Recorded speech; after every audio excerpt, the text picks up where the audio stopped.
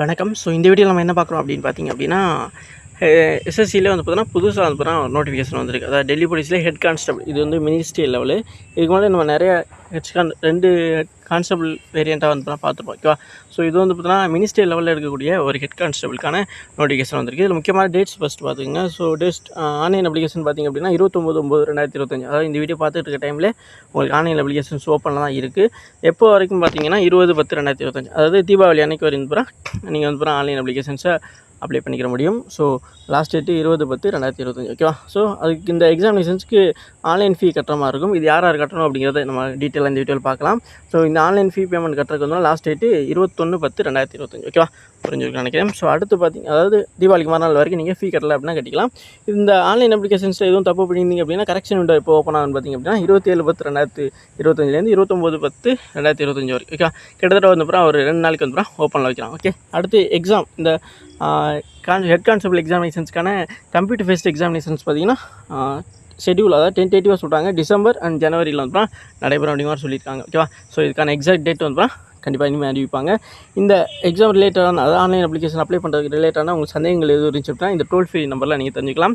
180-030-93063 இந்த நம்பர்ஸில் வந்து நீங்கள் தெரிஞ்சுக்கிற முடியும். ஓகேவா? ஸோ அடுத்து பார்த்திங்க அப்படின்னா இதில் எவ்வளோ வேக்கன்சி இருக்குது, அதே மாதிரி வந்து பார்த்தீங்கன்னா எவ்வளோ சேலரி அப்படின்னு பார்த்திங்க அப்படின்னா உங்களுக்கு பே லெவல் 4th அடிப்படையில் வந்து 27,500லேருந்து 81,100 வரைக்கும் வந்து இது பே லெவல் குரூப் சி லெவலான ஒரு போஸ்டிங் தான் இது. சம்பளம் வந்து 27,500லேருந்து 81,100க்குள்ளே வந்து இருக்கும். ஓகேவா? எஸ். ஸோ அடுத்து பார்த்திங்க அப்படின்னா வேக்கன்சி. ஓகேவா? ஸோ வேக்கன்சியை பொறுத்த வரைக்கும் எவ்வளோ வேக்கன்சின்னு பார்த்திங்கன்னா ஹெட் கான்ஸ்டபிள் மினிஸ்ட்ரி லெவலில் மேல் ஆண்களுக்கானதில் ஓப்பன் கோட்டாவில் ஃபஸ்ட்டு பார்த்திங்கன்னா பொதுப்பிரிவு 151, economic section 31, OBC 67, SC 40, ST 6, ஒட்டுமொத்தமாக 295 ஓப்பன் கோட்டாவில் வருது. அதேமாதிரி 46 போஸ்டிங் வந்து 46 போஸ்டிங் வந்து எக்ஸ் சர்வீஸ்மேனில் வருது. ஓகேவா? எஸ். டோட்டலாக 341 போஸ்டிங் வந்து ஆண்களுக்கான ஹெட் கான்ஸ்டபிள் இது போஸ்டிங் வருது. ஓகேவா? எஸ். அடுத்து அதே மாதிரி ஹெட் கான்ஸ்டபிளில் ஃபீமேல், ஓகேவா, பெண்களுக்கானது ஓப்பன் கோட்டா மட்டும்தான் அதில் இருக்குது. ஓப்பன் கோட்டாவில் பொதுப்பிரிவு 82, எக்கனாமிக் செக்ஷன் 17, ஓபிசியில் 38,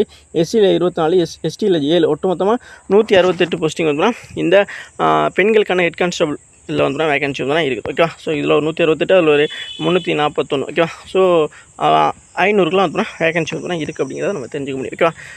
அடுத்து வந்து ஏஜ் லிமிட். ஓகேவா? ஸோ அது ரொம்ப முக்கியமான ஒன்று. ஏஜ் லிமிட் பார்த்திங்க அப்படின்னா 18லேருந்து 25 வயசுக்குள்ளே இருக்கணும். அதுவும் 1/7/2025 அடிப்படையில். ஓகே, ஸோ ஜூலை 1 அடிப்படையில் உங்களுக்கு வயசு 18லேருந்து 25 வயசுக்குள்ளே இருக்குது அப்படின்னா கண்டிப்பாக வந்து நீங்கள் இந்த எக்ஸாமினேஷன்ஸ்க்கு அப்ளை பண்ணலாம்.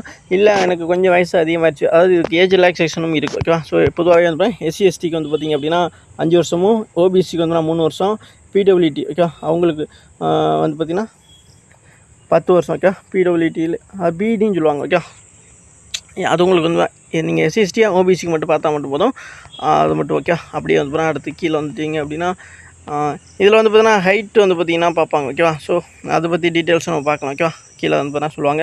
அடுத்து எக்ஸாம் வந்து பார்த்திங்கன்னா எப்படி நடக்கும், எக்ஸாம் பேட்டர்ன் என்ன அப்படிங்கிறதும் இதில் வந்து பார்த்தீங்கன்னா டைப்பிங் டெஸ்ட்டும் இருக்கும். ஓகேவா? ஸோ இங்கிலீஷ் டைப்பிங் வந்து பார்த்தீங்கன்னா பர் மினிட்ஸுக்கு வந்து பார்த்திங்கன்னா 30 வேர்ட்ஸ் இருக்க மாதிரி இருக்கணும். ஹிந்தி டைப்பிங் உங்களுக்கு தெரியும்னா 25 வேர்ட்ஸ் வந்து பெர் மினிட்ஸுக்கு வந்து இருக்க மாதிரி வந்து டைப்பிங் டெஸ்ட்டும் வந்து ஸ்கில் டெஸ்ட்டாக இருக்கும் அப்படிங்கிறத சொல்லியிருக்காங்க. என்சிசி சர்டிஃபிகேட் இருந்தாலும் அதுக்கான பெர்சன்டேஜ் கொடுப்பாங்க ஓவரால் கட் ஆஃபில். அப்படியே வந்து பார்த்திங்கன்னா ஆன்லைன் அப்ளிகேஷன்ஸ்க்கான ஃபீ கட்டணும்னு சொல்லியிருந்தேன்ல, ஸோ 100 ரூபா கட்டுற மாதிரி இருக்கும். இது யார் கட்ட தேவையில்லை அப்படின்னு பார்த்தா நீங்கள் பெண்களாக இருந்துட்டீங்க அப்படின்னா கண்டிப்பாக இருந்தால் நீங்கள் எந்த கேட்டகரியாக இருந்தாலும் தேவையில்லை. ஓகே, அதாவது யூஆராக இருக்கணும், பொதுப்பிரிவு, ஓபிசி, ஓகேவா, அது எக்கனாமிக் வீக்கர் செக்ஷன், இந்த மாதிரி எந்த கேட்டகரியாக இருந்தாலும் நீங்கள் வந்து பார்த்தீங்கன்னா பெண்களாக இருந்துட்டீங்க அப்படின்னா கட்ட தேவையில்லை. அதே மாதிரி SC ST, okay, schedule caste and schedule ட்ரைபை சேர்ந்த ஆண்கள் பெண்கள் யாரும் வந்தால் இதுக்கு ஃபீஸ் கட்ட தேவையில்லை. எக்ஸ் சர்வீஸ்மேனும் ஃபீ கட்ட தேவையில்லை. இது இல்லாமல் யூஆரில் OBC and economic weaker section இது 3ல் இருக்க ஆண்கள் வந்து கண்டிப்பாக வந்து ஃபீ கட்டி ஆகணும். ஸோ ஃபீ வந்து பார்த்தீங்கன்னா நீங்கள் யூபிஐ மூலமாக கட்டலாம், நெட் பேங்கிங் மூலமாக கட்டலாம், மாஸ்டர் கார்டு, டெபிட் கார்டு, அந்த டெபிட் கார்டு கிரெடிட் கார்டு மூலமாக கட்டலாம். ஸோ ஆன்லைன் அப்ளிகேஷன்ஸ்க்கான ஃபீஸ் வந்து கட்டுறதுக்கு லாஸ்ட் டேட் வந்து 21/10/2025 தான் லாஸ்ட் டேட். ஓகே, புரிஞ்சிருக்குன்னு நினைக்கிறேன்.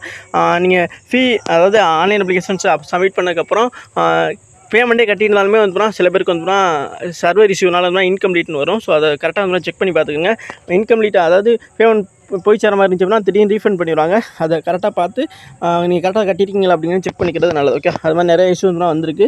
அதனால் நீங்கள் தான் வந்து கேர்ஃபுல்லாக இருக்கணும். Okay, yes. ஸோ இப்போ கரெக்ஷன் விண்டோ எனக்கு ஓப்பன் ஆகும் அப்படிங்கிறது 27/10/2025 29/10/2025 இது ஒரு 2 டேஸ்க்கு வந்து ஓப்பன் ஆகும். ஓகே, ஸோ இதுக்கு வந்து பார்த்தீங்கன்னா நீங்கள் ஆன்லைனில் ஃபீ கட்டுற மாதிரி இருக்கும். அதாவது எந்த கேட்டகரியாக இருந்தாலும் கண்டிப்பாக தான் ஃபீ கட்டணும். ஏன்னு பார்த்தீங்க அப்படின்னா இது நீங்கள் பண்ணுற தப்புனால வந்து பார்த்தீங்கன்னா இது பண்ண வேண்டியது இருக்குது. ஸோ அதனால் கண்டிப்பாக வந்து இதுக்கு ஃபீ கலெக்ட் பண்ணுவாங்க. ஃபஸ்ட் டைம் பண்ணுறதுக்கு வந்து ஒரு ₹200 வந்து கலெக்ட் பண்ணுவாங்க. செகண்ட் டைம் அதே தப்பு பண்ணி நீங்கள் எதுவும் கரெக்ஷன் பண்ண நினச்சிங்கன்னா ₹500 வந்து கட்டுற மாதிரி இருக்கும். அதையும் அப்படியே நீங்கள் யூபிஐ மூலமாக, net banking, debit card, credit card மூலமாகவும் கட்ட முடியும். ஓகேவா? எஸ். அடுத்து அப்படியே வந்து பார்த்தீங்கன்னா நமக்கு எக்ஸாம் சென்டர் பார்த்திங்க அப்படின்னா மதுரை, திருச்சி, சென்னை, கோயம்புத்தூர், சேலம், திருநெல்வேலி அப்படின்னு சொல்லிட்டு இந்த மாதிரியான இடங்களில் போடுறாங்க. உங்களுக்கு நியர்பையாக இந்த ஊர் இருக்கோ அதை வந்து நீங்கள் 3 ஆப்ஷன்ஸில் வந்து இது ஃபிக்ஸ் பண்ணிக்கிறோம். ஓகேவா? அடுத்து பார்த்தீங்கன்னா எப்படி எக்ஸாம் நடக்கும்னு பார்த்தீங்கன்னா ஒரு 4 டயராக நடக்கும். அதாவது ஃபஸ்ட்டு வந்து பார்த்தீங்கன்னா கம்ப்யூட்டர் பேஸ்ட் எக்ஸாமினேஷன்ஸ் எஸ்எஸ்சினால் நடத்தப்படக்கூடியது. இது 100 மார்க்கு நடக்கும். அடுத்து பார்த்தீங்கன்னா physical entrance exam and measurement test. Okay, so physical சொல்லணும்னா அது வந்து குவாலிஃபை ஆனால் போதும், மார்க்ஸ் கிடையாது. அதே மாதிரி வந்து டைப்பிங் டெஸ்ட் வந்து பார்த்தீங்கன்னா இருக்கும். இது டெல்லி போலீஸால் நடத்தப்படக்கூடியது. டயர் டெஸ்ட்னு கூட சொல்லுவாங்க. ஓகே, ஸோ அதுக்கு 25 மார்க் வந்து கொடுப்பாங்க. அது எவ்வளோ மார்க் எடுக்கிற பொறுத்து கட் ஆஃப் வைப்பாங்க.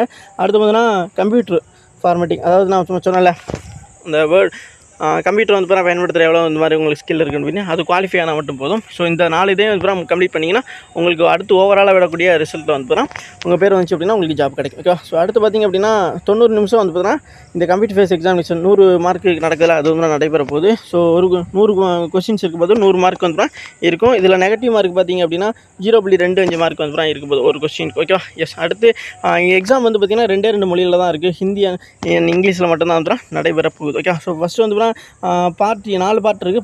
5 பார்ட்டு. பார்ட் ஏல வந்து ஜென்ரல் அவேர்னஸ் ஜிகே 20 கொஸ்டின்ஸ் இருக்கும், 20 மார்க்கு. பார்ட் பியில் குவான்டிட்டி அப்டிட் மேக்ஸு 20 கொஸ்டின் இருக்கும், ஒரு கொஸ்டின் 1 மார்க்கு தான் 20.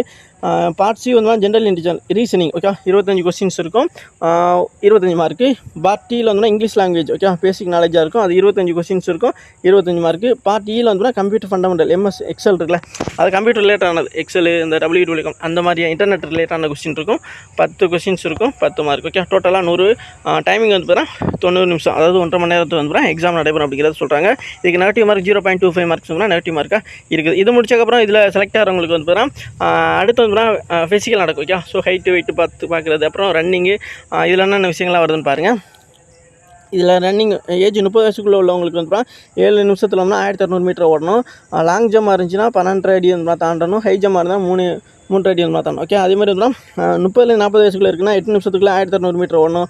11 அடி வந்து லாங் ஜம்ப், 3.25 அடி வந்து ஹை ஜம்ப். ஓகே, அடுத்து வந்து 40 வயசுக்கு மேலே உள்ளவங்களுக்கு 9 நிமிஷத்தில் 1600 மீட்டர் ஓடணும், ஆண்களுக்கானது. ஓகேவா? ஸோ இப்போ பார்த்ததுனா ஆண்களுக்கானது.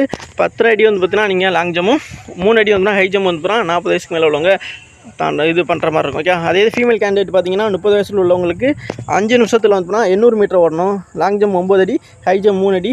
30லேருந்து 40 வயசுக்குள்ள பெண்கள் வந்து 800 மீட்டர் 6 நிமிஷத்துலையும், லாங் ஜம்ப் 8 அடியும், ஹை ஜம்ப் வந்து 2.5 அடியும் வந்து தாண்டணும். அடுத்து 40 வயசுக்கு மேலே உள்ளவங்களுக்கு பார்த்தீங்கன்னா 800 மீட்டர் 7 நிமிஷத்துலையும், லாங் ஜம்ப் 7 அடியும், 2.25 அடியும் வந்து ஹை ஜம்ப் வந்து இது பண்ணுற மாதிரி. ஓகே, புரியும் நினைக்கிறேன்.